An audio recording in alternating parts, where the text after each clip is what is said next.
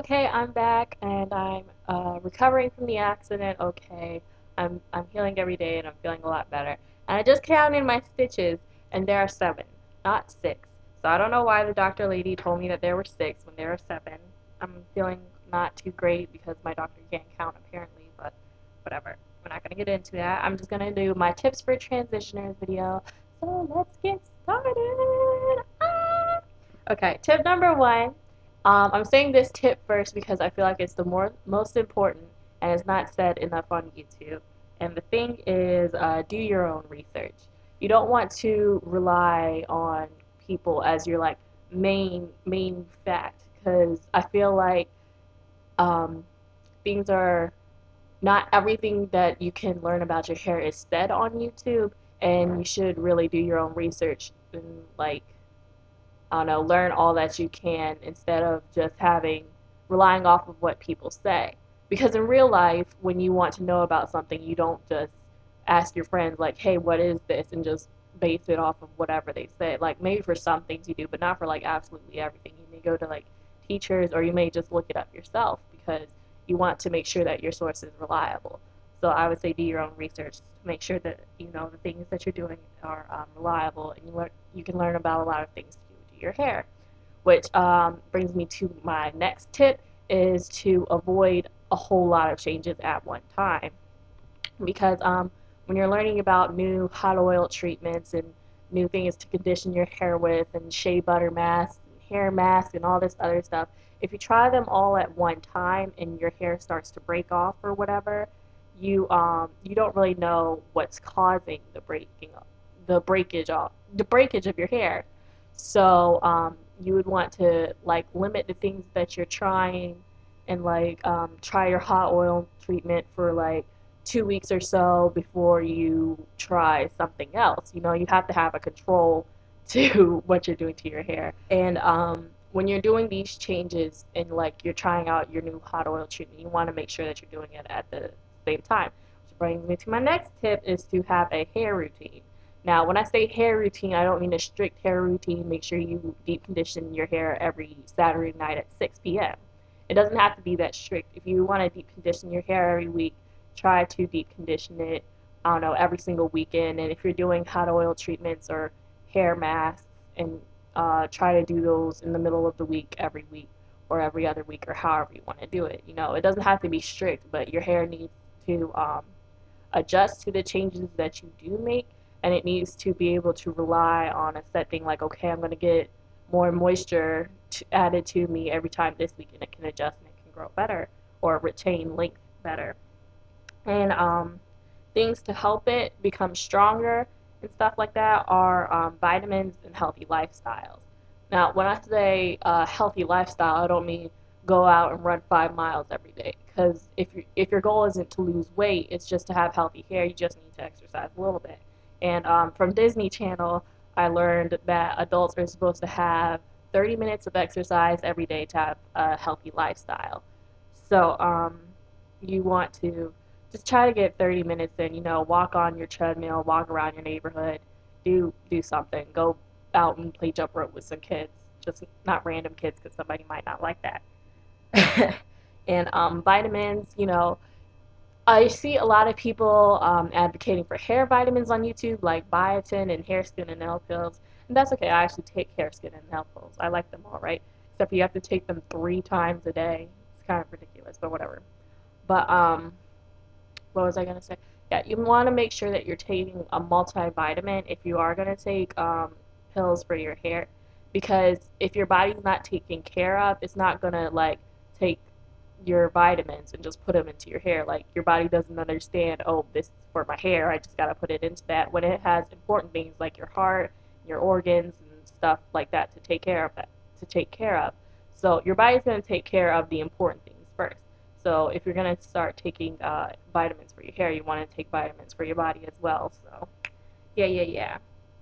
And for those of us who want to retain our relaxed ends for like a long time, you know, like a minimum of 2 years, because you know you want to grow out your natural hair first. I really suggest avoid heat styling. Like not even do it once a week or once every 2 weeks. Like just stop. because you know, I'm pretty sure you've heard about of it by now, but the place where your natural hair and your relaxed ends meet is the place where your hair is detangled the most, and it's also the weakest. So that little line of terror that you go over with your flat iron or your hair dryer or whatever heat styling you're using, you're making that line of terror weaker and weaker every single time you go over it with heat styling.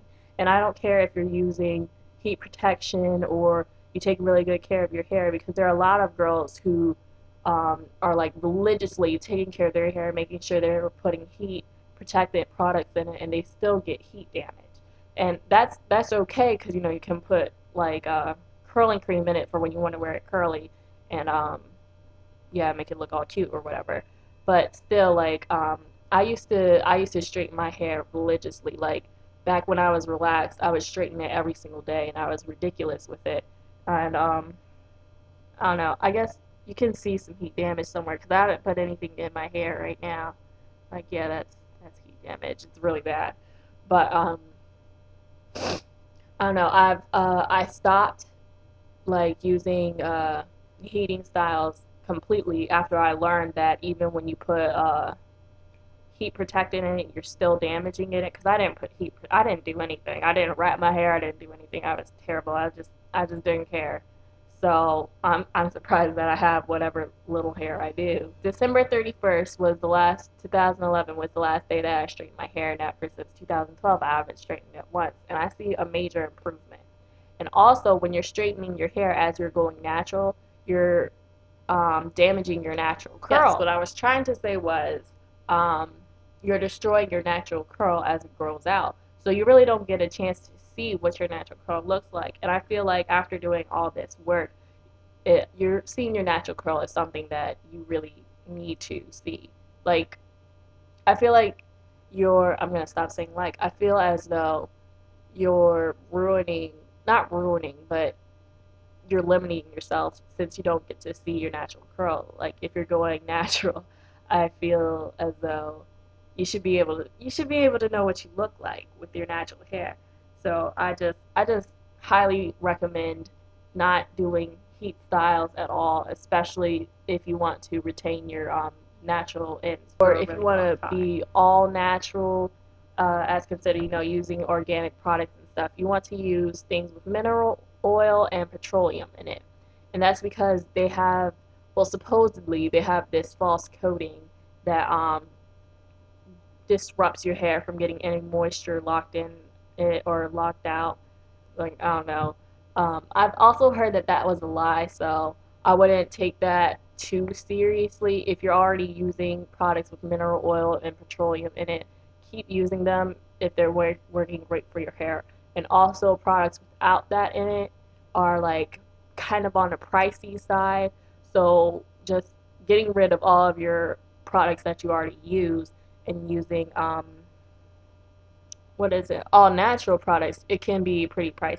So I don't necessarily recommend it, and I don't not recommend it. You know, it's just something different. Like I'm doing the all natural organic thing right now, and I really can't say that my hair has um have a major. I really don't think it's that big of a deal to go out and spend over $70 on just to get your hair to look like this. Like I really don't think keratin treatments, you don't want to do them all the time. I see a lot of people talking about keratin and how good it is for your hair and all this extra stuff, but no one really says that if you use keratin products a whole bunch, you're going to have reverse effects on your hair. It's going to become dry and brittle and damaged, and it's going to break off. So don't get like a keratin shampoo, a keratin conditioner, a keratin deep conditioner, a keratin mask, and all this extra stuff just to make sure that you have keratin in your hair. It's a good thing to have in your hair, but you need to limit it. So use a conditioner with keratin in it, and then next time you buy a conditioner, don't get one without it in it. So that would be really good to do.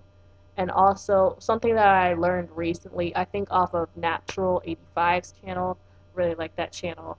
If you want to retain your black skins, you don't need to deep condition it and all this extra stuff and getting it wet all the time, every single week or every single day, because what you're doing is you're causing water lock or something. I don't know. You can go to her channel and look at whatever she said. I think it's on some tips for transitioners video.